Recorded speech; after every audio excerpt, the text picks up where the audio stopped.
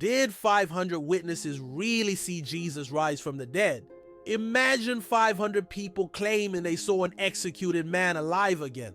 The Apostle Paul asserts this. Over 500 individuals simultaneously witnessed the resurrected Jesus. If true, it's incredible proof. But why is this massive event with so many witnesses missing from the Gospels of Matthew, Mark, Luke, and John? Why would Gospel writers omit such powerful testimony? That's our focus today. In 1 Corinthians 15, written in the mid-50s AD, about 20 to 25 years after Jesus' crucifixion, Paul outlines the core Christian message. Christ died, was buried, and rose again. He lists witnesses, Peter, the 12, then the bombshell. He appeared to more than 500 brothers and sisters at one time, most of whom are still alive.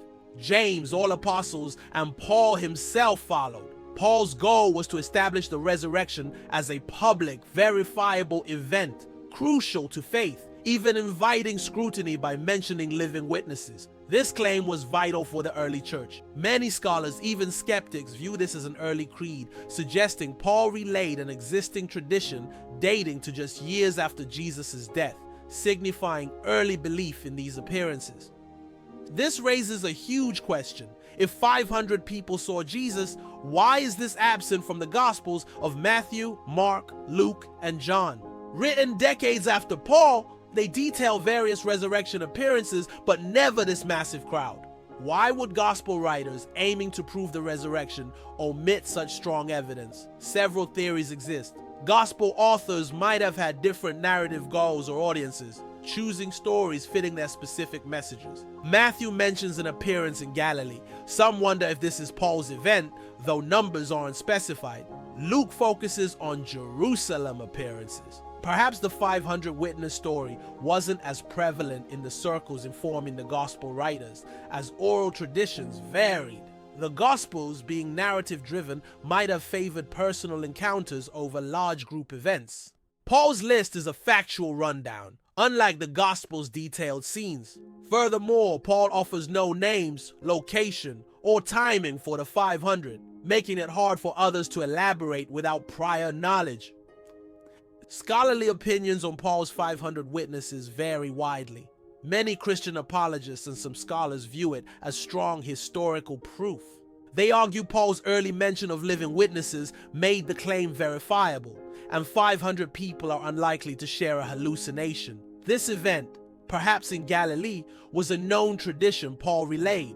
Conversely, many critical scholars like Bart Ehrman find it highly implausible that 500 Christians existed in one place so early in the movement. They highlight the lack of corroborating evidence from any other contemporary source, Christian or non-Christian.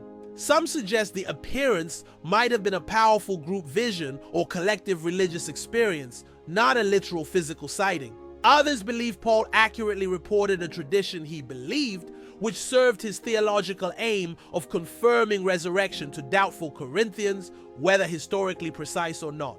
The number 500 itself could be symbolic for a large group. Interestingly, Paul doesn't differentiate the nature of this appearance from those to Peter, James, or himself. His own Damascus Road experience as per Acts seems visionary. If the appearance to the 500 was similar, it might explain its uniqueness and absence in gospel narratives.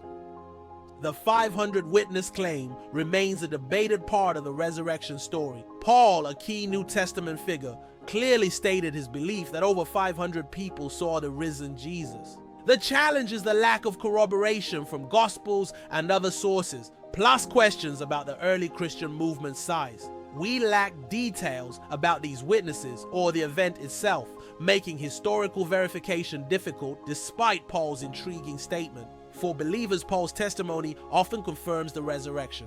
They argue that a verifiable lie would have destroyed Paul's credibility and hindered Christianity's growth. Historians and critical scholars find it complex.